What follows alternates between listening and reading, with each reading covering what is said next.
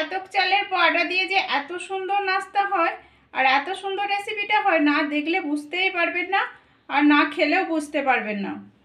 নমস্কার বন্ধুরা, বাঙালি কুকিংয়ে সবাইকে স্বাগত। সবাই ভালো আছে, আমিও ভালো আছি। আজকে আমি একটা রেসিপি বানাচ্ছি মটরশুঁটি দিয়ে, আর রেসিপিটা খুব সুন্দর। চলুন দেখে নিই কি রেসিপিটা বানাচ্ছি, কি করে বানাচ্ছি। এখানে আমি আলু চাল নিয়ে নিয়েছি। এই দেখুন, আলু চালটা আমি 1.5 ঘন্টা আগে ভিজিয়ে রেখেছিলাম। এই বাটিটার মাপেতে আমি 1 বাটি আলু চাল নিয়েছিলাম, এটা ভিজিয়ে রেখেছি। আমার এখানে ভিজে গেছে চালটা, এই দেখুন। আর যদি ভাত যে চালে রান্না হয় সেই চালেও করলেও কোনো অসুবিধা নেই, কিন্তু টাইমটা অনেকটা লাগবে ওই জন্যে। আর এখানে আমি চালটা এবার ছেঁকে আমি পুরো পিষে নিচ্ছি। এখানে আমি চালটা ছেঁকে নিচ্ছি, ছেঁকে পিষে নিচ্ছি মিক্সারেতে। আপনারা চাইলে শিলেতেও বেটে নিতে পারেন, কোনো অসুবিধা নেই। এখানে আমার চালটা বাটা হয়ে গেছে, আমি পুরো মিহি করে বেটে নিয়েছি। এই দেখুন, এখানে মিহি করে বেটে নিয়েছি। এবার এইটাকে আমি প্লেটে ঢেলে দিচ্ছি। এখানে এই প্লেটের মধ্যে আমি ঢেলে দিলাম পুরোটাই।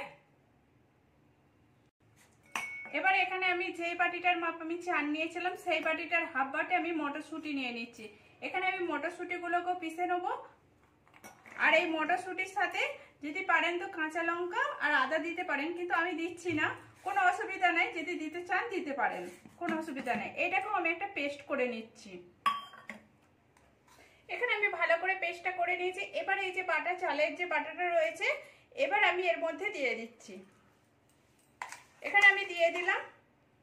এখানে আমি পেস্টটা দিয়ে দিয়েছি। এবার যেই বাটির মাপেতে আমি নিয়েছিলাম চালটা, তার হাফ বাটি আমি দই নিয়ে নিলাম। এবার এটাকে আমি ভালো করে মিশিয়ে নেবো, এর সাথে একসাথে ভালো করে মিশিয়ে নেবো আর ভালো করে ঘেটে নেবো, যাতে দইটাও পুরো ভালো করে ঘাঁটা হয়ে যায় আর সবকিছু একসাথে মিশে যায়। এখানে অবধি যে সকল বন্ধুরা দেখেছেন প্লিজ একটা লাইক দিয়ে দিবেন। পুরনো বন্ধুদের অসংখ্য ধন্যবাদ। নতুন বন্ধুদের প্লিজ ভালো লাগলে একটু সাবস্ক্রাইব করে পাশে থাকবেন। এখানে আমি ভালো করে ঘেটে নিচ্ছি। এখানে আমি ভালো করে ঘেটে নিয়েছি। এবার এর মধ্যে আমি কিছু জিনিস অ্যাড করছি।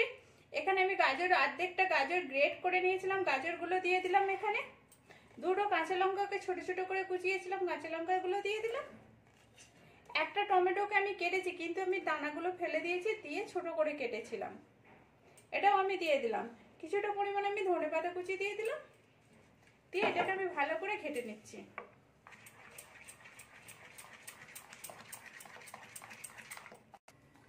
এখানে আমি পুরো ভালো করে ঘেটে নিয়েছি। এটাকে এবার সাইড করে দিচ্ছি।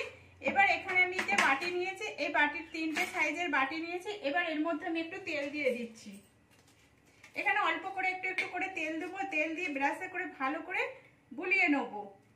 আর এটা অল্প তেলের মধ্যেই বানানো হয়ে যাবে, আর আমার তেলের প্রয়োজন হবে না। আমি এখানে ভালো করে বাটিটা ব্রাশ করে নিচ্ছি।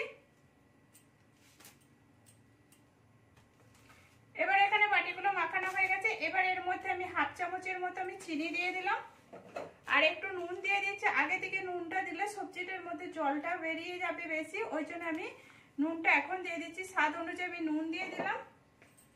আর এখানে আমি 1 চামচের মতো বেকিং পাউডার দিচ্ছি।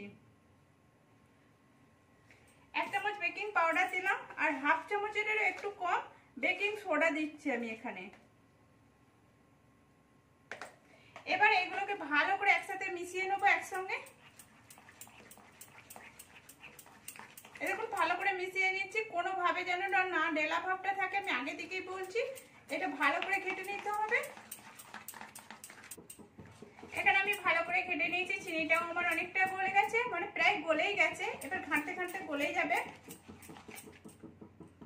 এবার এখানে যে বাটিটা রয়েছে, আমি বাটিটাই ঢেলে নিচ্ছি।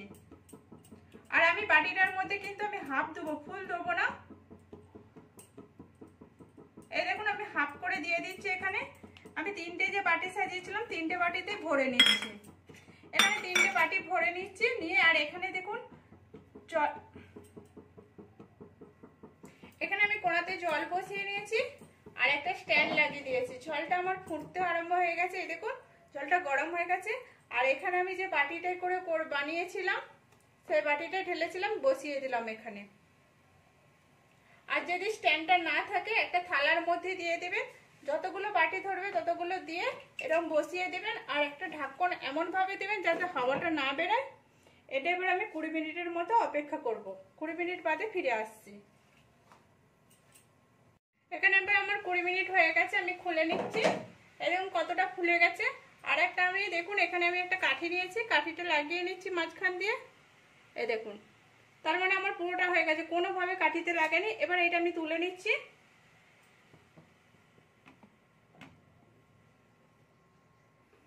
এখানে পুরো নামিয়ে নিয়েছি। এটা এবার একটু ঠান্ডা হতে দেবো, কারণ ঠান্ডা হয়ে গেলে তবে ভালো করে খুলে মানে বাটি থেকে বের করানো যাবে।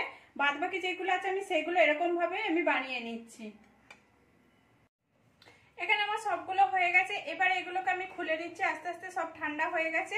এবার আলতো হাতেতে এরকম ভাবে করলে, একটু চেপে ধরলে দেখবে না সব দিকটা চারদিকটা ঘুরিয়ে ঘুরিয়ে করে নিলে এবার বাটিটা উল্টে দিলে পুরো উঠে যাবে। এই দেখুন কত সুন্দর ভাবে হয়েছে, বাটিতেও খুব একটা লাগে না। এরকম করে আমি সবগুলোই খুলে নিচ্ছি। একই ভাবেতে চারদিকটা হাতে করে করে একটু টেপে নিলেই হয়ে যাবে, খুব জোর মাতে চাপতে হবে না। হালকা হাতেতে একটু নিলে দেখবে বাটি থেকে আস্তে আস্তে ছেড়ে আসছে। এবারে হাতে করে উল্টি দিলে হয়ে যাবে। দেখতেও কত সুন্দর হয়েছে, দেখুন কত সুন্দর ভাবে হয়েছে, দেখতেও সুন্দর যেমন খেতেও সেরকম সুন্দর। এই দেখুন আমার পুরো বানানো হয়ে গেছে। আমি ডেকোরেশনটা খুব সুন্দরভাবে একটু টমেটো দিয়ে দিয়েছি লম্বা করে কেটে, আর মটরশুঁটি একটু ধনে পাতা দিয়েছি। আর এটা কেমন হয়েছে সেটাও আমি দেখাচ্ছি। এই দেখুন এগুলো উপর থেকে আমি দিয়েছি। আর এই দেখুন কত সুন্দর নরম হয়েছে, আর এই দেখুন সফট হয়েছে কত। আর এইটাকেও আমি ভেঙে দেখাচ্ছি, একইভাবে সবগুলোই দেখাচ্ছি আমি। দেখুন এইটাও কতটা সফট হয়েছে। আর এটা ভেঙে ভিতরটা দেখাচ্ছি। এই দেখুন পুরো সবজি সবকিছু দিয়েছি যে পুরো ভরপুর, কত সুন্দর লাগছে, কালারটাও খুব সুন্দর লাগছে। একদম খেতেও খুব সুন্দর। প্লিজ আপনারাও এরকম করে বাড়িতে বানিয়ে দেখুন, কেমন হয়েছে সেটাও কমেন্ট করে বলবেন। ভালো লাগলে একটা লাইক করে শেয়ার করে সাবস্ক্রাইব করে পাশে থাকবেন প্লিজ। আর এই নাস্তাটাও খেতে খুব সুন্দর লাগে।